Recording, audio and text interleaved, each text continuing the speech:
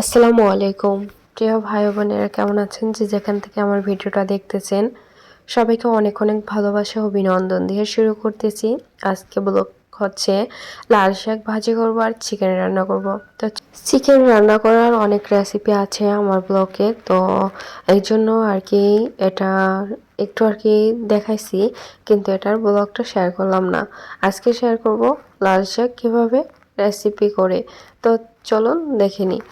লাল শাকটা একটা আর কি শ্রেণীর ভিতরে আমি নিয়েছি, আর ধইনে পাতা তো এটা এখনো বাছা হয়নি, তো এটা সুন্দরভাবে বেছে নিতে হবে। আর আগের মতো লাল শাকটা কিন্তু এরকম কালার নেই, তাই না?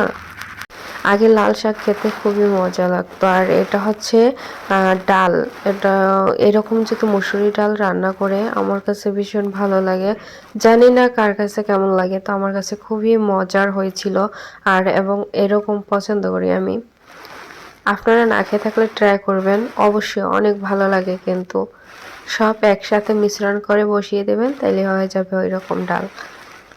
আর এই শাকটা ধুয়ে নিয়েছি, এটার সাথে কাঁচামরিচ আর লবণ অ্যাড করেছি, আর কিছু দিতে হয় না।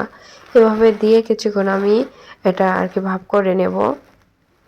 আর আগে লাল শাক হয়েছে অনেক, ভাতও একদম লাল হয়ে যেত। লাল লাল দেখে না এমনিতেই খেতে ইচ্ছে করতো। তো এখন এভাবে আর লাল তো হয় না, এখন পাতাও হচ্ছে সাদা। দিন দিন হচ্ছে পৃথিবীটা কেমন হয়ে যাচ্ছে, তাই না? এই যে ভাপ করে নিচ্ছি, এটা কিন্তু ছেঁকে নিতে হবে। আসলে গলাটা কেমন যেন ঠান্ডা লেগে অন্যরকম হয়ে গেছে ভয়েসটা।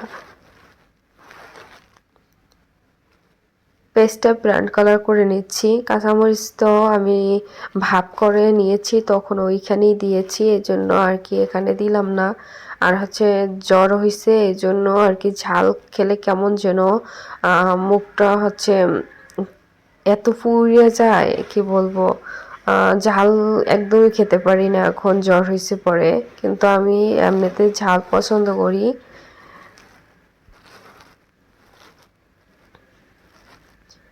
দিয়ে দিলাম লাল শাকটা। এখন লাল শাকটা ধৈর্য সহকারে ভেজে নেব।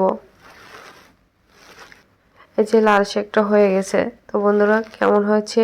আর বাইরে অনেক রৌদ্র, কি বলবো, প্রচুর রৌদ্র। তো আজকে ব্লগটি কেমন লেগেছে আপনাদের কাছে অবশ্যই আপনাদের মতামত জানাবেন। কেমন হয়েছে কমেন্টের মাধ্যমে বলবেন। নতুন হয়ে থাকলে আমার পেজটি ফলো করে পাশে থাকবেন। আজকের মতো বিদায় নিচ্ছি। ভালো থাকবেন, সুস্থ থাকবেন। আল্লাহ হাফেজ।